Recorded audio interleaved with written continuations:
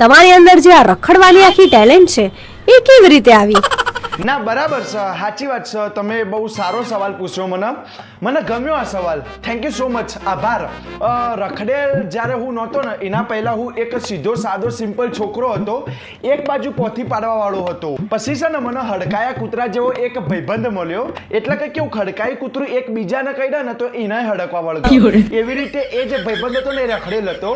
એને મને રખડેલની ડેફિનેશન શીખવાડી, એના ટાઈપ શીખવાડ્યા, એના અલગ અલગ ટ્રિક્સ મને શીખવાડી, એનો એક્સપિરિયન્સ મારી સાથે શેર કર્યો અને મને રખડેલના લેવલ સુધી પહોંચાડવા બદલ જે બી ફૂલ્લી ઓફ ક્રેડિટ છે એ મારા મિત્રનો છે, બરોબર.